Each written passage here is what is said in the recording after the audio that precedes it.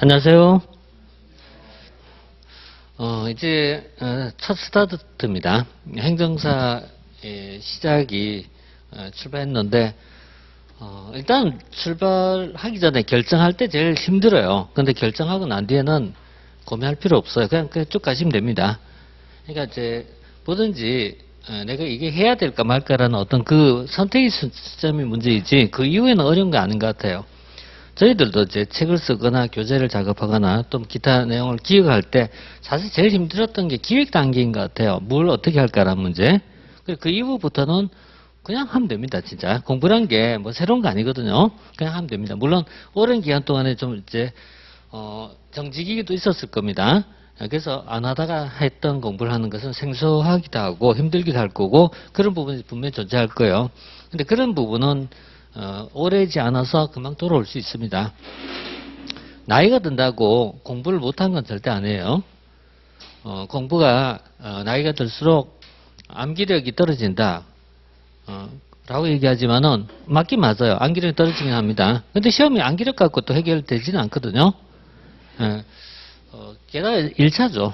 2차는 또 다를 수 있습니다. 2차는 목차 구성이 떠오르지 않으면 풀기 어려워요, 사실. 그래서 2차는 필수인 것은 좀 암기를 해야 돼요. 하지만 1차는 또 성격이 좀 다르거든요. 그래서 1차는 반드시 암기라고 하지는 않아요. 행정학은 암기할 게 있어요. 뭐가 있냐면은, 암기를 모든 파트를 다 암기하면 행정학은 망합니다.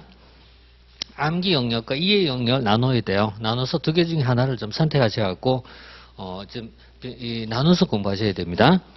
일단 이제, 이 기본 이론 1순환입니다. 1순환이라고 얘기한 거는요, 우리가 이제, 신림동 스타일이에요. 신림동 스타일은 1순환, 2순환, 3순환 이런 말을 좀 쓰고 되는데요.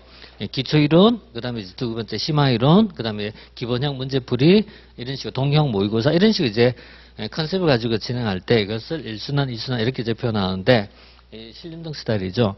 그 중에서 이제 첫 번째가 아주 기본 이론에 대한 내용을 가지고 볼 겁니다. 그래서 첫 시간은 오리엔테이션이라고 할까요? 그래서 기본적으로 학습 방법에 대한 아주 기초적인 것 좀 먼저 말씀드리고 그 다음에 이 내용은 좀 빨리 좀 진행할 겁니다. 왜냐하면은 우리가 12회 가지고 한 순환을 다 마무리할 거예요. 근데 12번 가지고 마무리한다는 게 현실적으로는 거의 불가능합니다. 왜냐하면은 12회면은 아시다시피 지금 3시간이잖아요. 그럼 36시간이 아닙니까? 36시간에 한 과목을 정리한다는 것은 사실은 불가능합니다. 요즘 공무원 스타일이 최소 미니멈 64시간이에요. 64시간에서 플러스 해갖고 좀 들어가면 한 100강에서 150강까지 올라간 것이 현재의 일반적 스타일이에요. 근데 행정사는 그런 식으로 하면은 목표 달성할 수가 없거든요. 아시다시피 시간과의 싸움이잖아요. 전부 다가 이제 직장이라든가 기타 여러 가지 사유로 인해서 시간의 발목을 잡고 있는 상황에서 다 할애할 수는 없어요. 그러면 결국은요, 이 시간 안에 우리가 답을 찾아야 됩니다. 답을 찾아야 됩니다. 저는 그렇게 생각해요. 우리가 이제 이 시간을 늘려서 48강으로 만들거나 50강을 만들면은 물론 좋아요. 하지만 그 현실적으로 어려운 일이잖아요. 그럼 현실 입장에서 이 안에 답을 찾아야 돼요. 어떻게 해야 답을 찾아갈까라는 그 선택의 문제거든요. 그 부분은 매번 고민한 것입니다. 물론 그 고민만큼 여러분도 같이 노력해 주셔야 됩니다. 자, 그래서 행정학에 대한 어떤 학문, 그러니까 시험 과목으로서의 어떤 특성이 뭐냐, 그 다음에 단원별로 어떤 식으로 이제 출제되고 있느냐, 그리고 그 답을 어떻게 찾아야 할까, 이런 문제에 대해서 먼저 간략하게 좀 얘기하고, 그 다음에 순환별 차이점에 대한 부분, 이건 좀 얘기하고 나서 본 수업 좀 들어가도록 하겠습니다. 행정학은 이제 법학하고 좀 다른 측면이 있어요. 그 측면이란 게 바로 비정형이라는 개념을 좀 쓸게요. 정형적이란 말, 그러니까 반복성 또는 정형성이라는 말을 쓰는 것은 법학은 가능해요. 그러니까 법학은 어렵긴 하지만은 같은 패턴이 반복이 됩니다. 그래서 결국 판례가 바뀌지는 않거든요. 판례가 바뀌지 않고 동일한 판례를 나오게 될 수 있어요. 그렇지만 행정학은 나올 때마다 다른 표현을 써요. 동일한 표현을 쓰지가 않습니다. 그래서 어렵다라고 얘기를 많이 해요. 그래서 어떤 패턴에 있어서 변화라는 게 굉장히 많다 보니까 이 반복성과 유형성 가지고 있긴 하지만은 이걸 이제 이 초점을 잡는 과정에서 주제가 다르거나 또는 초점이 다른 경우가 많이 있어요. 그래서 이런 부분에 있어서 좀 다른 과목과 좀 차이점이 있다고 생각합니다. 하지만 행정사는 패턴이 있어요. 이건 무슨 얘기냐면은 일반직 공무원에서 행정학을 공부할 때는 행정학에서 패턴 잡기가 굉장히 힘이 들어요. 그리고 패턴이 범위가 아주 넓어요. 근데 행정사에서는 패턴이 정해져 있어요. 패턴이 정해져 있다는 거는 나오는 파트에서 시험 문제 나온다는 얘기예요. 그래서 영역별로 어떤 정해진 파트에서 꾸준하게 반복성을 가지고 있어요. 물론 그 영역을 벗어나는 경우도 있습니다. 하지만은 그 부분은 일부예요. 그래서 공부할 때는 모든 파트를 공부할 필요는 없어요. 그러니까 제가 앞으로 진행하겠지만은 우리 꼭 봐야 될 영역과 그렇지 않은 영역을 좀 나눠갖고 봐야 될 영역을 가지고 좀 집중적으로 보도록 이렇게 노력하도록 하겠습니다. 그래서 행정사에는 패턴이 있다. 그래서 너무 있잖아요. 어렵게 생각하실 필요는 없다라고 봅니다. 자, 그 다음에 제도 변경이라는 부분에 대해서는요, 상대적으로 변화가 좀 많은 학문 중에 하나예요. 법학은 경우에는 성향 자체가 보수적입니다. 법이란 것은 보수적인 성향을 가질 수밖에 없어요. 왜냐하면 법은 사회를 변화시키고자 하는 것이 아니라 현존 질서를 유지한 것이거든요. 근데 행정학은 이게 아니라 어때요? 사회 문제를 찾아가는 과정이기 때문에 변화가 굉장히 많을 수밖에 없고요. 그러다 보니까 관련된 제도라든가 법령의 변경도 많은 편이에요. 그래서 이런 부분이 좀 우리가 반영을 해줘야 돼요. 특히 2022년도에 가장 큰 부분이 지방자치 관련 제도의 변경입니다. 그래서 지방자치법뿐만 아니라 지방자치 관련법이라고 할 수 있는 것이 굉장히 많아요. 예를 들어서 주민 발안, 조례 발안이라고 있어요. 그래서 주민 조례 발안이라든가 주민 감사 청구라든가요.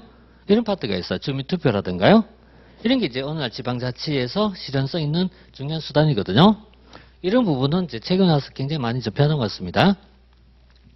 공권이란 말 이제 법학에 쓰고 있어요. 공권이란 말 쓰는데 공권이란 말이 두 가지 의미 있는 거 행정법 공부하시면 아실 거예요. 이게. 그러니까 행정과 국민의 관계를 얘기할 때요. 어떤 국가가 국민에 대해서 어떤 무언가를 이제 지시하고 명령할 수 있는 부분이 발생하는데 이걸 국가의 공권이라고 부를 수 있지만 또 하나는 국민이 국가에 대해서 요구할 수 있는 것도 공권입니다. 이것을 주관적 공권이니 뭐 이런 식으로 표현해요. 공권이라고 부르는데 이 공권에 관련돼서 최근에 이제 나이에 대한 그러니까 투표권에 대한 문제예요. 투표권에 대한 내용이 현재는 거의 대부분 나가 18세로 인하됐습니다. 근데 이제 민법으로는 아니죠. 민법으로는 미성년자, 성년자가 있잖아요. 그죠? 민법은 성년과 미성년에서 몇 살 이상이 만 19세지, 그죠? 근데 지금 공법상으로는 다 18세로 인하되어 있거든요. 그럼 공법과 사법이 좀 다르거든요. 그럼 사법도 18세로 하면 되지 않을까요? 라고 생각할 수 있는데 그렇지는 않죠. 만약에 사법상 민법에서 성년을 18세로 만약 인하한다면요. 어떤 문제가 생기겠습니까? 이렇게 되면은 고등학생이 술집에 마음 먹고 마음대로 들락날락해도 제재할 수 있는 방법이 없어지겠죠. 그러니까 그래서 제도란 게 무조건 다 일률적으로 바뀔 수 있는 건 아니라고 생각해요. 이런 부분이 이제 따라가거든요. 현재는 이제 어쨌든 공권에 있어서는 공법상에는 거의 18세요. 하나 빼고 지금 전부 다 바뀌었습니다. 근데 이런 부분은 매년 조금씩 바뀌는 상황인데 올해가 특히 제도 변화 심한 시점이거든요. 근데 이거는 아마 내년도 상반기쯤 되면 어쨌든 통일이 다 끝날 것 같아요. 현재는 계속 바뀌는 시점이라고 보시면 돼요. 그래서 교재에서 그거 딱 하나 빼고는 지금 현재 대부분 다 변경이 되어 있습니다. 그래서 이런 내용이 이제 제도 변화에 대한 어떤 이해가 좀 필요하다라고 얘기하는 부분이고요. 그다음에 배경 지식인데요. 행정학이 이제 많은 부분은 이거예요. 행정은 다양한 배경을 바탕으로 형성된 이론입니다. 그 다양한 배경을 다 이해할 수는 없어요. 그래서 최대한 어때요? 단순시킬 겁니다. 배경적 요소를 막 여러 개를 꺼내면요. 나중에 복잡해져요. 복잡해져갖고 아주 단순하게 얘기할게요. 그것이 이제 근대란 것과 현대란 것과 이런 두 가지 개념은 그냥 딱 이렇게 단순하게 얘기할 겁니다. 그래서 우리 이제 근대를 입법국가 이런 식으로 표현할 건데요. 현대를 행정국가 이렇게 표현할 건데요. 이걸 이제 다른 말로 쓰면은 시장과 정부라는 개념으로 또 우리가 포장할 겁니다. 요 개념 갖고 행정의 모든 파트를 이제 설명할 거란 말이에요.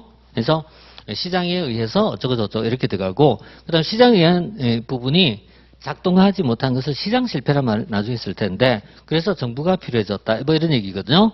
그래서 그럼 정부가 나오면 또 문제가 있지 않느냐. 이걸 이제 또 다음에 우리가 정부 실패라고 표현할 건데요. 이런 두 가지 용어 가지고 행정의 모든 영역을 이렇게 묶어가려고 할 겁니다. 그래서 좀 비교적 어때요? 좀 단순화시켜서 좀 정리할 것이다. 라는 게 배경 요소를. 자, 이런 내용은 이제 다음에 좀 차례 좀 얘기할게요. 자, 이렇게 이제 보고요. 그 다음에 이제 시험에서 우리가 이제 출제의 패턴에 대한 거 잠깐 좀 언급해 놓고 할게요. 단원별 구분이 참 어려운 문제가 많아요. 단원별 우리 이게 1편을 얘기하는지 2편을 얘기하는지 이런 게 어려운 경우가 너무 많아요. 그러니까 관련성이 서로 연결되어 있다 보니까 1편의 지식이자 3편의 지식이고 또 4편의 지식과 연결되기도 합니다. 그래서 분류가 어렵긴 한데 이걸 이제 인위적으로 좀 제가 쪼개봤을 때 지금까지 이제 아시다시피 10회 시험이 시행이 됐습니다. 10회면은 이제 기본은 전 자리 잡았다고 생각해요. 그러니까 어떤 시험이든 처음에 5회 나올 때까지는 불안정해요. 6회부터 어느 정도 안정화를 찾기 시작해갖고 현재는 거의 패턴상 거의 안정을 찾았다고 생각합니다. 그래서 지금은 이제 큰 변화가 없어요. 근데 역대 시험 중에서 제일 어려웠던 시험이 6회 시험이에요. 6회를 전화해갖고 이 시점이 가장 난이도가 높았던 시험이에요. 그래서 이때까지는 출제에서 어떻게 해야 될까라는 출제 당국에서 소위 이제 패턴을 잘 잡지 못했던 시점이라고 생각해요. 근데 8회, 9회를 넘어서부터 이제 안정화됐던 시점이에요. 이건 제가 교재 서문에도 이렇게 썼을 겁니다.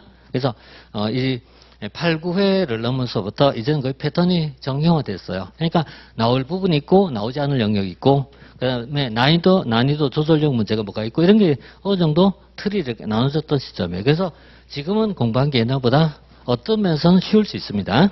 어떤 면에서는. 자, 그래서 뭐 이제 변화에 대한 부분을 보는데 이거는 지금 당장 필요하진 않아요. 근데 나중에 공부하실 때 메모 정도는 해두실 필요가 있어요. 그러니까 이거는 나중에 제가 기출문제집을 나중에 공부하게 될 때 그때 이거 다시 나오거든요. 다시 나오니까 기출문제집에서 이거 보시면 돼요. 보시면 되는데 보시다시피 1편의 비중이 굉장히 높아요. 1편 비중이 높은 것은 아직까지는요 시험 문제가 어때요? 기본형에 치중하고 있다는 걸 얘기합니다. 그래서 기본 이론에 치중하고 있다는 것을 패턴상 알 수 있어요. 그 다음에 정책이나 조직은 그냥 적정한 수준이에요. 적정한 수준이고 뭐 특별히 많다 적다라고 얘기하기는 어려워 이게. 그런데 여기 보면 6편에서 활류 파트가 있어요. 이 파트에서 생각밖에 많이 나온 편 이게. 요 정도면 생각밖에 많이 나와요. 왜냐면 이게 일반직 공무원 기준사 보면은 3% 이하거든요. 일반직은. 그러면 이게 패턴이 왜 이게 많이 나오냐면 여기서 핵심적인 것이 바로 국민권익위원회와 같은 고충처리기구입니다. 그러니까 이게 행정사의 업무 영역과 관련성이 일부 있다고 생각해요. 그래서 행정사에서 다룬 행정학은 행정사의 업무 영역을 약간 고려한 상태로 출제가 돼요. 그런 부분이 문제의 수준을 좀 좋게 만든 것 중에 하나이기도 합니다. 그래서 어느 정도는 약간 관련성이 있다. 이런 거 봐요. 물론 행정사와 관련 없는 시험 문제도 많이 나옵니다. 하지만 이런 거 관련성 갖고 있기 때문에 나중에 좀 약간 좀 우리가 참고하실 수 있습니다. 자, 그래서 이제 어떻게 보면 특징을 얘기할 때 이렇게 보시고요. 그 다음에 7편에 보면 지방행정론이라고 있어요. 이게 사실은 저는 개인적으로 굉장히 중요하다고 생각하지만 수험생 입장에서는 되게 부담스러워요. 왜냐하면 지방자치에 관련된 법규라든가 이론적 영역을 다 공부할 시간이 없거든요. 시간이 없기 때문에 뭐 예를 들어서 지방세가 뭐가 있다 이런 걸 다 이해하기는 어렵거든요. 그래서 이런 부분이 있어요. 어떻게 보면은 공인중개사 취득하신 분이 더 쉬울지도 모르겠어요. 왜냐면 거기 보면 세금 같은 거 막 계산하거든요. 지방세 얼마 내고 이런 거 나오거든요. 사실 그런 게 포함이 돼요. 그래서 지방세는 뭐가 있고 국세는 뭐가 있고 이런 식으로 이런 것도 일부 있어요. 일부 있는데 근데 그런 내용은 우리 시험 영어 공부할 때는 어려우면 어때요? 건너뛰도 됩니다. 물론 저는 권장상을 얘기할 때는 어때요? 다 하시라고 얘기하고 싶어요. 그렇지만 현실적으로 그렇진 않잖아요. 자, 그래서 이런 이제 패턴 변화를 보는데 자, 중요한 건요 바로 이겁니다. 이상적 학습은 모든 파트를 고루 공부한 겁니다. 당연히 그래야 됩니다. 그리고 그럼 수업 시간도 충분히 할애를 해줘야 돼요. 하지만 현실적인 학습은 그렇게 할 수 없잖아요. 그래서 현실적인 측면에서 학습할 때는 결국은 선택과 집중할 수밖에 없다는 사실입니다. 그럼 뭘 선택할까라는 문제가 나오겠죠. 뭘 선택할까라는 문제가 있고요. 뭘 집중할까 이런 것이 나올 거 아니겠습니까? 두 가지 기준을 잡아요. 첫 번째는 빈도 문제예요. 두 번째는 난이도 문제예요. 빈도란 말은 자주 나오는 영역 얘기합니다.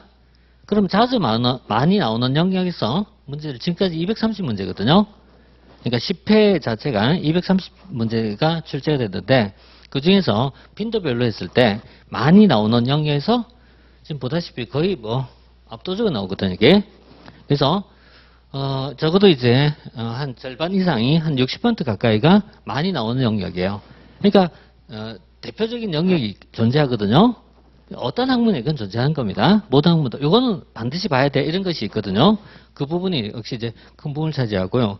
그 다음에 조금 더 넓히면은 보통 영역입니다. 여기까지 나올 수 있는데 보다시피 C라고 얘기하면은 빈도상으로는 거의 안 나오는 영역이에요. 그러니까 어쩌다 나오는 영역, 예외적 영역이거든요. 예외적 영역은 15문제 정도밖에 안 나왔어요. 그럼 이건 어때요? 버려도 되죠, 그죠? 버려도 되는 문제예요. 난이도를 얘기할게요. 난이도를 얘기할 때는 그대로서 높다, 중간적이다, 낮다 이렇게 보면 돼요. 그래서 난이도가 상급에 해당되는 것을 얘기할 때 상급의 난이도를 가지고 있는 것은 30문제 정도예요. 그러면 역시 어때요? 빼버리면 됩니다. 이거는 빼버리면 됩니다. 그래서 난이도가 고난이도를 우리가 학습할 필요는 없어요. 당연히. 근데 고난이도 문제는 한 문제를 공부하기 위해서 적어도 있잖아요. 적어도 몇 시간이 필요합니다. 그런 건 다 존재하거든요. 어디서나. 그래서 이런 부분을 어느 정도 필터링 좀 해서 가야 된다라고 생각해요. 그래서 이런 부분을 저는 그동안에 어때요? 3순환쯤 가서 많이 했었어요. 3순환 그러니까 있잖아요. 처음 공부할 때 말고 두 번, 세 번째 돌 때쯤에 가고 이런 걸 많이 얘기를 했어요. 하기보단 그렇게 실제적으로 안에 내용이 들어있었어요. 근데 최근의 흐름을 가지고 봤을 때는 좀 빨리 해야 하는 게 맞지 않나 하는 생각이 좀 들어요. 그래서 처음부터 좀 있잖아요. 좀 실전적으로 가야 되지 않나라는 좀 생각이 들어요. 그래서 조금 더 패턴을 좀 빨리 가려고 합니다. 그래서 어느 정도는 있잖아요. 좀 역을 해가면서 할게요. 해가면서. 그래서 처음부터 이제 좀 진행하면서 좀 자세히 들어가기보다는 좀 말하자면 이런 거죠. 뺄 거 빼고 가겠다는 얘기입니다. 이렇게 해서 좀 진행해 보려고 한다라는 것이었고요. 그 다음에 단계별 학습에 대한 강의 진행 계획인데요. 이거는 뭐냐면은 여러분 이제 요 뒷페이지 보시면 돼요. 뒷페이지 보시면은 강의 계획서 뒷면 없어요? 강의 계획서 뒷편에 보시면은 단계별 강의 진행 상황표가 있습니다. 그런데 지금은 여기 표시 안 된 게 하나 있어요. 입문 강의입니다. 입문 강의는 지난번에 제가 한 10월 12일 날 입문 강의를 이렇게 3시간짜리 한 게 있어요. 이거 있는데 이거는 한 번쯤 들어보시면 좋아요. 그래서 혹시 입문 강의를 안 들으셨다면 이거부터 먼저 좀 듣고 오십시오. 그럼 제가 있잖아요. 좀 강의할 때 좀 편해요. 뭐가 편하냐면은 앞에 이제 똑같은 얘기를 계속 반복할 필요가 좀 줄어든다는 얘기예요. 그래서 이거 좀 한 번 정도 한번 좀 듣고 오십시오. 그리고 거기 있는 내용은 자체 프린트도 한번 보시면 나쁘지 않습니다. 그래서 이거 한번 이제 먼저 좀 선행 학습으로 하고 본 수업에 들어오면 좀 좋을 것 같다라는 것입니다. 자, 그 다음에 이제 현재 우리 진행하고자 하는 게 바로 1단계죠. 그래서 1단계에서 기본적 개념과 용어입니다. 행정학의 절반은요, 용어 개념정의입니다. 그래서 용어를 얼마큼 많이 구사할 수 있느냐. 그 다음에 여기에 대해서 이것을 어떻게 개념화하는 거다. 개념한다는 게 있잖아요. 어려운 게 아니에요. 개념한다는 거는 이게 뭡니까? 라는 것을 정의하는 걸 개념하는 겁니다. 이게 뭡니까? 묻는 거, 이게. 이게 뭡니까? 행정 절차가 뭡니까? 민원 사무가 뭡니까? 이게 묻는 거, 이게. 그러면요, 정확하게 교과서적 막 정확하게 이게 아니에요. 그게 아니고 어때요? 대충 이런 뜻이구나 하면 돼요. 그런데 2차에서 그렇게 하면은 통용되는 파트가 있고 통용 안 되는 파트가 있어요. 1차하고 2차는 차이점이 이거예요. 1차는 법적 정의를 충실히 지킬 필요가 없어요. 내가 이해하고 싶은 대로 정의하면 됩니다. 근데 2차에서는 그렇게 하면 안 되죠. 그 2차에서는 뭘 해야 되죠? 키워드를 기억해야 돼요. 2차에서는 쓰기 위해서는 키워드를 기억해야 돼요. 키워드 정리를 따로 하셔야 되게. 그래서 그 용어가 들어가야 돼요. 그래야 점수를 줄 수가 있어요. 그렇죠? 1차는 그렇지는 않거든요. 그러니까 1차는 그래서 이 용어 개념 정의는요, 좀 편하게 하시면 돼요. 편하게. 그러니까 이걸 좀 쉽게 정의하자는 게 쉽게 정의하자. 이렇게 본 거예요. 정확하게 하지 말고 쉽게 정의하자. 그래서 뭐다라는 것만 이해할 수 있는 거. 이런 게 이제 필요합니다. 자, 그래서 이런 내용을 적어도 1단계에서 우리가 어느 정도 정리하셔야 돼요. 그 다음에 현재 우리 기본서는 현재 우리가 보고 있는 이 기본서입니다. 이 기본서가 있고요. 그 다음에 부교재로서 핵심 정리집이 있는데요. 아직까지 지금 출가 아직 안 돼 있어요. 출간이 안 됐는데요. 한 2주 정도 걸릴 것 같아요. 그래서 약간 좀 손을 좀 더 보려고 좀 내용을 빼려고 하다 보니까 시간이 좀 많이 걸려갖고요. 그래서 지금은 기본서 가지고만 할게요. 하고 나중에 좀 병용하시면 돼요. 병용하시면 되는데 병용이란 게 있잖아요. 가장 이상적인 학습은요. 대답하면 이겁니다. 가장 이상적인 학습은요. 병용한 겁니다. 기본서 보고 옆에다가 요약집 보고 그 다음에 기출문제집 보고 이걸 되잖아요. 같이 옆에 펴놓고 하는 게 제일 가장 이상적인 학습이에요. 근데 이게 어려우면 어떻게 하죠? 요약집만 가지고 보십시오. 요약집만 가지고 보셔도 돼요. 보시면 되는데 다만 요약집 가지고 하면 내용 이해가 덜 되잖아요. 덜 되니까 이때는 기본서를 참고로 보십시오. 참고서로서 기본서를 보시라는 얘기예요. 이렇게 본 것은 사실은 어때요? 좀 약간은 좀 편법이에요. 편법인데 뭐 편법이라도 필요하다면 이렇게 하셔도 됩니다. 근데 이렇게 하면은 수업을 들으셔야 돼요. 수업 안 듣고는 도저히 이건 못 따라옵니다.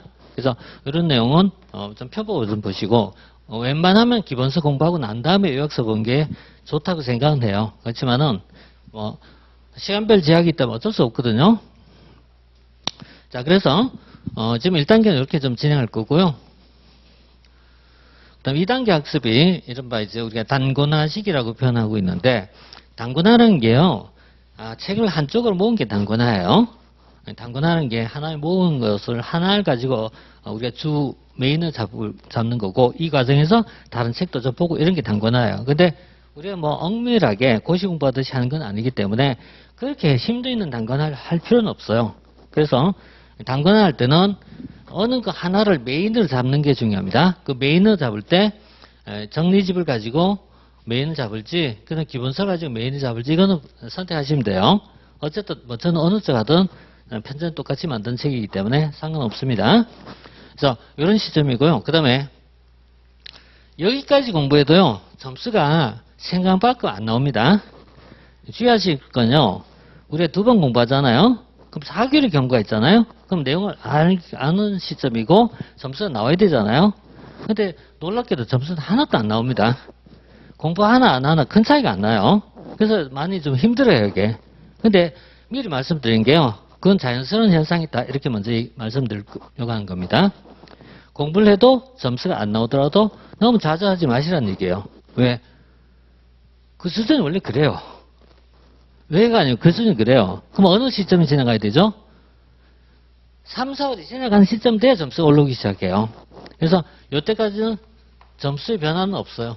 점수의 변화는 없지만 그러나 내공은 쌓이고 있다는 것을 제가 계속 희망을 드려야 돼요. 지금 점수 안 나오지만은 공부가 안 돼 있는 게 아니라고 말씀드린 거예요. 계속. 조금 더 기다리시라고요.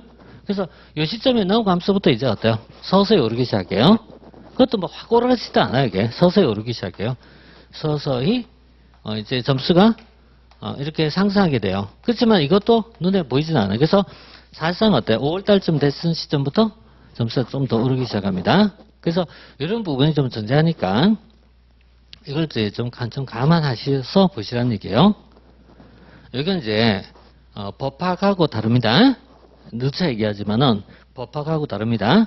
법학은 내가 아는 하나의 지식을 가지고 다음에 또 연결되든 맞출 수 있습니다. 행정학은 오늘 공부했는데 다음에 가면요 또 틀립니다. 그래서 우리가 이제 시간의 경과에 따라서 점수란 것이 이런 식으로 상승한 게 절대 아니거든요.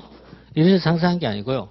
점수란 게 이 계단식 상승을 많이 가져요. 계단식이라는 거는 아무래도 그대로 유지되고 있어요. 그리고 어느 순간 점프를 해요. 이렇게 쭉 해서요. 이게 한 2번 정도 점프하면서 점수 오르기 시작해요. 근데 이렇게 하면 이것도 표준화된 점수예요. 이것도 이렇게 해도 괜찮아요. 더 최악은요. 오른 듯하가 이렇게 떨어진 경우가 있어요. 그랬다가 다시 이렇게 올라갔다가 이런 식이에요. 이게 실질적 점수예요. 실질적인 점수는 공부하면은 어느 정도 오르는 맛이 딱 느껴져요. 근데 그 다음부터 갑자기 뚝 떨어지기 시작해요. 알면서. 그랬다가 다시 또 패턴을 잡기 시작하는데 이런 부분이 존재해요. 이렇게 되든요. 좀 인내를 좀 가지세요. 인내를 좀 가지시고 지나고 나면은 다 회복이 됩니다. 회복이 되니까요. 이런 것만 좀 주의하시면 될 것 같아요. 그래서 사실상 공부는 언제부터다? 이때부터가 사실상 공부입니다. 여기서부터가 사실상 공부예요. 그러니까 요전까지는 이론 공부한 거기 때문에 보이지도 않고 표가 나지도 않아요. 그렇지만은 사실상 공부는 여기서부터 진짜 시작입니다. 그러나 이 공부가 되기 위해서는 그 앞에 단계가 있어야 가능하겠죠. 그래서 이걸 위한 준비 과정이라고 보십시오. 그래서 사실 가장 핵심적인 것은 요 3단계 학습이라고 보시면 돼요. 자, 이때 우리가 성패가 결정이 되고요. 전범위는 이건 패턴을 유지하기 위해서 필요한 겁니다. 패턴을 유지한 게 시험이라는 거는 단원별로 출제된 게 아니니까요. 시험이라는 건 단원별로 출제되는 것이 아니라 그냥 전범위에 흩어져 있어갖고 랜덤하게 문제가 나오거든요. 그래서 나중에 전범위 문제를 한 번 정도는 다시 또 풀어보셔야 돼요. 이렇게 보시고 그 다음에 뭐 마무리 강좌 이런 식으로 좀 들어갈 겁니다. 자, 이렇게 해서 우리 이제 강의 진행에 대한 것을 좀 살펴봤어요. 이 정도 이제 해갖고 좀 계략 좀 봤고요. 우리 그 강의 진행표에 나와 있는 그 일정은 100% 이렇게 맞추지 못할 겁니다. 그렇지만 뭐 대략적인 지침서입니다. 그 다음에요. 매주 화요일 수업합니다만은 그 수요일 수업하는 게 2번 있을 겁니다. 이것만 좀 안 놓치시면 될 것 같아요. 이렇게 좀 보시고요. 이건 다른 과목도 비슷할 겁니다. 그래서 12회를 하다 보니까 뭐 한 달에 2번 정도는 들어가요. 근데 1월달, 2월달은 이게 좀 많이 들어가요. 또 중간에 또 설이 있잖아요. 설이 있어갖고 1, 2월달에 솔직히 제일 힘들어요. 왜냐면 지금 같으면은 그래도 그죠? 마음의 여유라도 있는데요. 1월달부터는 여유가 없어지거든요. 근데 시간도 없어지잖아요. 그래서 2월달은 안 그래도 짧은데 짧은 2월달에 강의 시간도 짧아지고 그때 제일 힘들 겁니다 아마. 그거 지나고 나면 또 괜찮습니다. 자, 이렇게 해갖고요. 좀 이제 개괄적 내용을 좀 했어요. 그렇게 해보고, 그 다음에 이제 예비학습 좀 바로 들어갈게요. OT를 좀 넉넉하게 하고 싶어도, 시간적 제약이 제일 크네요. 제일 커갖고. 자, 예비학습입니다. 이런 교재 보시면은, 제일 첫 번째, 1편 들어가기 전에 예비학습이라는 파트가 있을 거예요. 예비학습이라는 게 왜 두냐면은, 사회과학의 공통적인 내용을 좀 먼저 설명하기 위해서 이 파트를 넣었어요. 사회과학의 공통적 사항이란 건요. 사회과학은 동양이나 우리나라에서 발달한 게 아닙니다. 사회과학은 서구에서 발달한 이론들입니다. 서구에서 발달한 이론들은 서구의 배경을 가지고 출발해서 나타난 것입니다. 다시 가면은 서구와 우리는 배경이 다르거든요. 그래서 배경이 다르기 때문에 배경을 일치시키기 위해서 이걸 준비하는 거예요. 그러니까 우리가 서구 이론을 받아들이면은 이게 뭔 소리 하냐 이런 얘기 한마디로 뭐 현실은 안 맞는 뭐 이상한 소리 하고 있어 이런 게 나와요 사실. 그래서 이걸 보는 겁니다. 자, 예를 들어 이런 겁니다. 근대라는 것이 있고요. 의회주의, 민주주의 이런 게 나와요. 근대 의회 민주주의가 나오는데 우리나라 역사상 의회가 주도적 역할을 했던 시점이 과연 언제 있었나요? 물으면요. 있긴 뭐가 있습니까? 우리나라 대한민국 역사상 의회가 주도권을 가지고 있다? 그런 거 한 번도 없어요. 근데 여기 보면 항상 뭐가 나오죠? 입법주의, 의회주의, 의회의 권한이 강화 이런 걸 전제해서 나오거든요. 법학에서 그 주장하는 법치주의라는 게 있어요. 이 법의 법치주의예요. 법치주의가 우리나라 법치주의가 옛날에 있었습니까? 없거든요. 법치는 무슨 법치주의예요? 법치주의는 법률에 의한 지배이거든요. 그럼 법률이 가장 중요하잖아요, 그죠? 그럼 법률은 누가 제정합니까? 물론 의회가 제정하거든요. 의회가 제정한 법률에 의해서 입법, 행정, 사법부 모든 것이 지배당해야 되는 것입니다. 그런데 우리나라에서 의회가 주도적 법률을 제정해서 한 적이 있나 이렇게 보니까 없거든요. 그럼 이런 이론 다 꽝이잖아요. 그래서 그런 부분을 일시시켜 줄 필요가 있다는 얘기예요. 그래서 배경 지식을 좀 보셔야 돼요. 우리는 서구 이론을 지금 얘기한 거잖아요. 한국이 아니라, 그죠? 사회학이 다 서구 이론 아닙니까? 민법도 마찬가지고요. 행정법도 마찬가지예요. 차라리 행정법이 현실성이 있어요. 민법은 너무나 우리하고 안 맞는 이런 시작이에요. 그냥 우리나라에서 뭐 옛날 사적자치라는 개념이 무슨 사적자치가 어디 있습니까? 그런 부분이 이제 우리가 이제 배경을 다르다는 걸 전제하고 보면 어때요? 눈에 보이기 시작해요. 아, 그렇지. 얘들은 그런 생각이나 이런 상황이 나올 수 있어. 이렇게 되는 거고, 우리는 어렵잖아. 이게 나올 수 있거든요. 그래서 그때부터 어때요? 이론이 아니라 현실 와닿기 시작해요. 그래서 이런 과정이 좀 필요하게 같고요. 예비학습 이런 파트에서 사회과학 입문에 대한 얘기 좀 할게요. 사회과학 입문으로서 근대라는 개념에 대한 이해입니다. 근데 이 부분도요. 좀 시간이 좀 많다면은 근대만 가지고 TV에 나온 프로그램에 나온 것처럼 한 2시간씩 막 얘기하면 더 얼마나 좋겠습니까? 근데 이것도 좀 빨리 지나갈 거고, 어쨌든 기본 용어는 좀 알고 할 겁니다. 이제 근대에 대한 얘기 좀 할 건데, 자, 그 전에, 이게 욕해 문제예요. 그러니까 제가 있잖아요. 아주 극단적인 문제를 지금 2개를 볼 거예요. 그래서 지금 욕해 문제에서 나왔던 것이, 이런 문제가 있고요. 지금 3페이지거든요. 이런 교재는 3페이지고요. 그 다음에 이 3페이지하고요. 그 다음에 또 하나 이제 보셔야 될게요. 11페이지에 보면은 문제가 또 있을 겁니다. 11페이지에 있는 문제가 있는데요.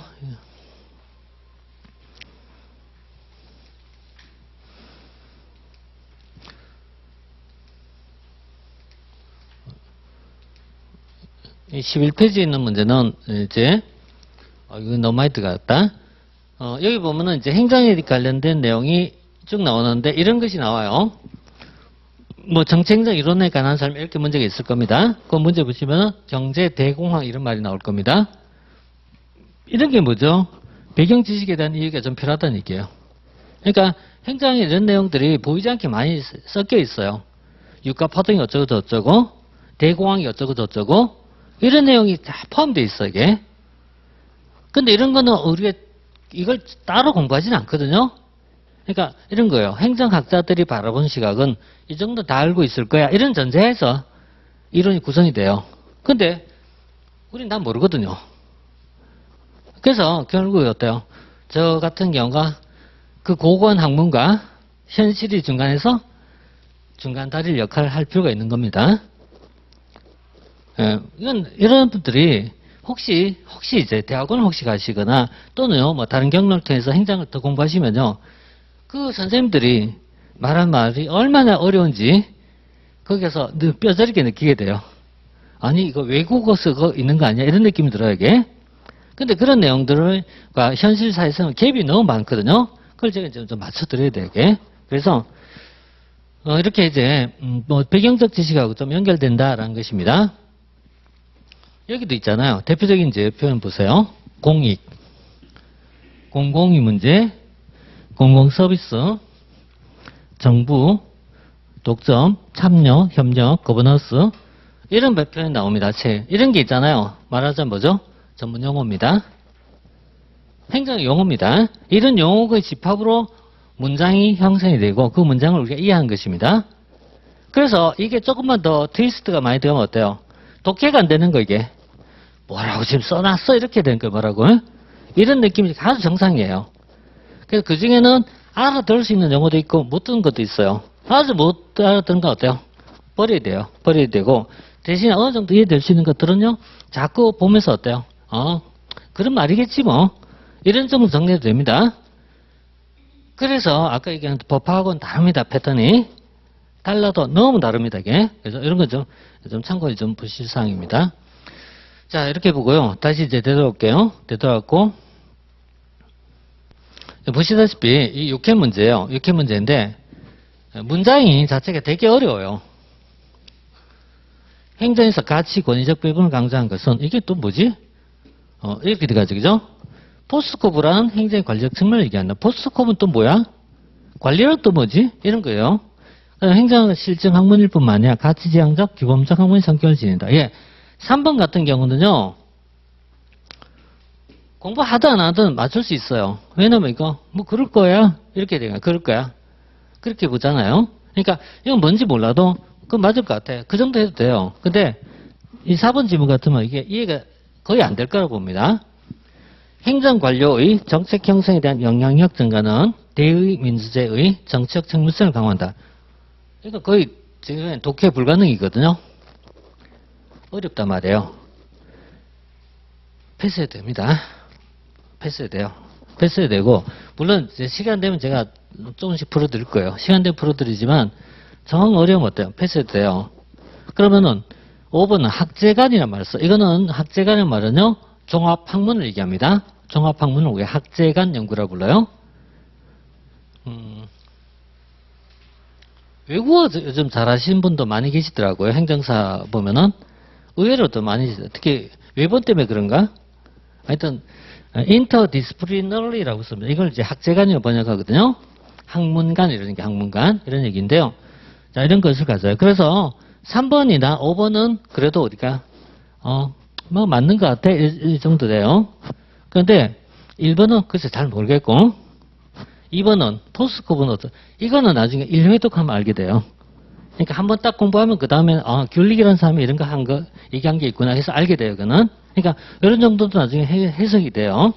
해야 되는데, 그러면 다시 어때요? 2, 3, 5 정도가 빠져나가요. 그럼 나중에 1번과 4번 정도 남겠죠. 네, 여기서 답을 찾아가는 겁니다. 그럼 확률이 높아졌죠. 네, 그럼 맞춰 시험 될 확률이 높습니다. 네, 이 정도 난이도면은 굉장히 상급입니다. 상급 문제예요. 상급 문제인데 이게 내용이 어려운 건 아니에요. 진짜로. 내용이 어려운 게 아니고 안에 있는 문장이 뭐를 말하는지를 이해하는 게 어려워서 그래요. 독해 문제입니다. 이걸 연습하셔야 돼요. 그 연습하셔야 되는데 요약집만 갖고 안 된다고 제가 늘 얘기한 것 중에 하나가 이런 이유 때문입니다. 요약집은 어떤 핵심적 표현만 알고자 할 때는 도움이 돼요. 근데 이런 건 핵심적 표현이 뭐가 없어요. 그냥 있잖아요. 독해입니다. 독해. 독해 문제예요. 독해 문제는 어때요? 문장을 많이 읽어야 돼요. 많이 읽다 보면 뭐 맞는 문장일 것 같아. 이런 식으로 들어가는 연습이 좀 필요해요. 그래서 책이 두껍게, 이게 두꺼운 거 아니에요. 530페이지네요. 그죠? 530페이지 두꺼운 거 아닌가요? 두꺼운 거 아니에요. 사실은. 왜냐하면 공무원 수험생은 1000페이지 거의 되니까요. 그렇지만 두껍긴 두껍네요. 그죠? 이거 언제 보겠습니까? 그냥 틈남들 보시면 돼요. 틈남들 보시고 문장 읽으라는 의미에서 이렇게 한 것 뿐입니다. 이렇게 하고 정리는 요약을 하시고 읽을 때는 기본서 읽고 이렇게 하십시오. 자, 그 다음에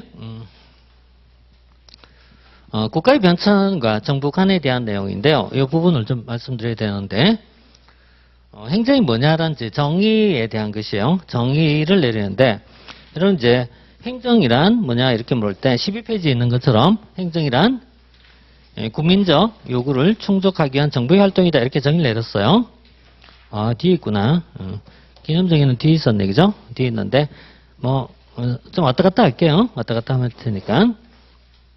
그래서 기본서는 12쪽이고요. 요약집은 그냥 맨 앞에 있어요. 요약집은 맨 앞에 있는데 뭔가 있잖아요. 이 학문이 뭔가를 좀 설명해야 될 것 같아갖고 이렇게 한 겁니다.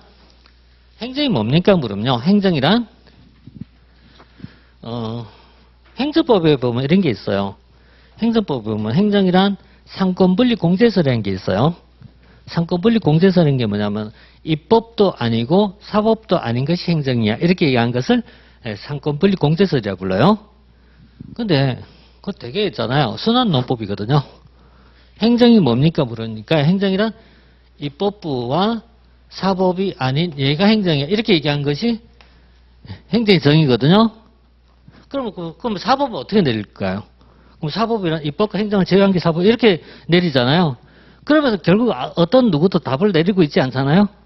이게 그래서 내가 제일 웃기는 학설 중에 하나예요. 이게. 이런 식으로 정의할 게 아니고 그죠? 행정이 뭡니까 물으면 어때요? 제일 쉽게 행정이 뭐냐 물으면요. 정부가 하는 일입니다. 행정은 뭐죠? 정부가 하는 일입니다. 끝. 이렇게 하면 돼요. 행정은 정부가 하는 일이에요. 행정사는 뭡니까? 정부가 하는 일과 국민 사이에서 가교 역할을 한 게 행정사입니다. 그쵸? 그러니까, 자, 다시. 행정부가 있고요. 그 다음에 또 하나, 사업부가 있어요. 사업부. 입법부가 있어요. 이걸 우리가 권력 분립이라고 부릅니다. 상권 분립이라고 부르고요. 그럼 이 중에서 국민이 있어요. 국민과 얘 사이에서 가교 역할을 해요. 얘 사이에 가교 역할을 하는 것이 변호사죠. 법무사죠. 이게 변호사, 법무사 역할이잖아요.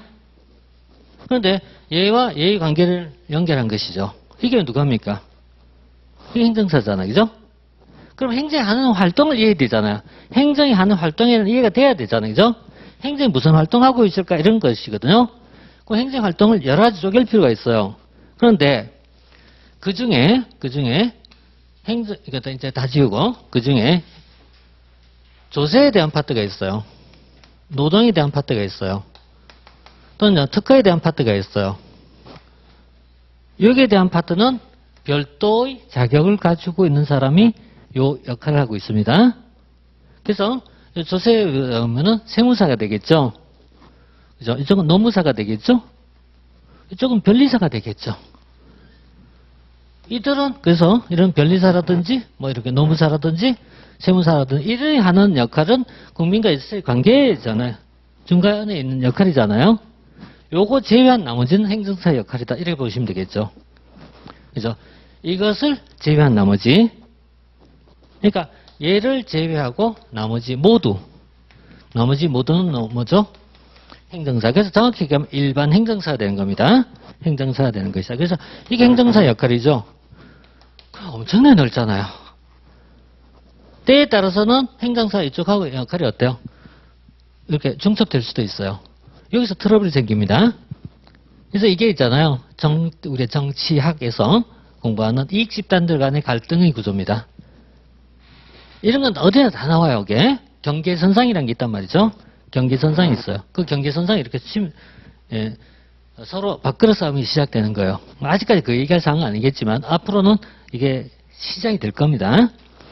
자, 그래서 이게 행정사 영역입니다. 그러면 다시 되돌아가면요. 행정사라는 자격증을 이해하려면요, 뭐가 필요하죠? 정부가 뭘 하고 있는지 알아야 되지 않습니까? 그래서 이제 다시 되돌아오는 겁니다.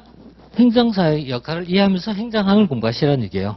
이렇게 얘기하면 공무원에서 여러분들이 강의를 듣는 행정사 강의하고는 다를 겁니다. 예, 왜냐하면 관심사를 미리 갖고 시작하니까요. 이렇게 보시고요. 자, 그래서 정부의 활동이라고 이제 정의를 됐어요. 자, 그럼 볼게요. 행정이란 정부의 활동입니다. 그런데 정부는 존재한 이유는 왜 존재하냐 물으면요. 국민의 요구를 충족하기 위해서 존재한 겁니다. 그래서 정부가 하는 활동은 왜 필요하냐 물으면 국민적 요구를 충족하기 위해서 존재한 겁니다. 자, 그래서 다시 볼게요. 행정이란 국민적 요구를 충족하기 위한 정부의 활동이다. 이렇게 정의를 내렸어요. 그래서 국민적 요구를 충족하기 위한 정부의 활동. 그럼 국민적 요구는 왜 발생하냐? 다시 또 되물으면 어때요? 얘가 발생한 이유는 우리 사회에서의 사회적 문제는 끝없이 늘어나기 때문입니다. 사회 문제란 게 엄청 종류가 많거든요. 그게 교통의 문제일 수도 있고, 뭐 수없이 많은 환경의 문제일 수도 있고, 근데 그 중에 하나가 우리 2020년부터 현재까지 진행됐던 것이 코로나잖아요. 코로나는 사회적 문제는 결국 국민의 요구의 측면을 봤을 때는 건강의 문제, 그 다음에 경제의 문제, 사실은 두 가지예요. 보건의 문제와 경제의 문제입니다. 보건의 문제, 경제의 문제에 해당되는데, 그럼 이런 것이 국민의 요구라면은 이걸 충족하기 위해서 정부는 뭘 할까? 이런 문제거든요. 뭘 할까? 그래서 그 과정에서 우리는 뭐 방역 활동하거나 경기 부양책을 실시할 수가 있어요. 할 수가 있는데, 이런 걸 이제 다음에 설명할 때 이렇게 설명할 거예요. 정책의 형성과 집행 이렇게 쓰기도 하고, 또는 이렇게 쓰기도 하고, 또는 이렇게 공공 서비스 제공과 규제다 이렇게 쓰기도 합니다. 이 두 번째 개념을 쓸 것 같으면은 행정법하고 약간 관련성이 높아져요. 행정법에서 다룬 게 국가와 국민의 관계를 다룬 것이 행정법에서 두 가지 관계가 있어요. 하나가 규제라는 권력적 작용이 있고, 두 번째는 공공 서비스 제공이라는 비권력적 작용이 있거든요. 이렇게 쓰면은 법화에서 설명한 바하고 비슷해져요. 이렇게 써도 되고 이렇게 써도 돼요. 어쨌든 뒤에 가서 이건 다시 풀어갈게요. 그래서 그냥 간단하게 정리하면 이거죠. 행정위는 뭡니까? 물으면 어때요? 정부의 활동이다. 이렇게 쓰면 돼요. 정부의 활동이다. 근데 왜 필요합니까? 물으면 국민의 요구가 늘어나기 때문에 이렇게 풀어갈 수 있겠죠. 그래서 이런 게 이제 행정 영역이다. 이렇게 이제 봤습니다. 자, 그러면 이제 행정 개념적 정의를 먼저 가볍게 이렇게 봤고요. 그러고 나서 다시 이제 되돌아가고 국가론에 대한 좀 얘기할게요. 그러니까 국가론에 대한 얘기를 좀 해야 할 건데, 좀 뭐 독해 잘 안 되시겠지만, 그래도 있잖아요. 6페이지, 7페이지에 있는 내용들 한번 읽어보십시오. 읽어보시고요. 이거 잠시 쉬었다가, 요 국가론에 대한 얘기 조금 좀 언급하도록 하겠습니다.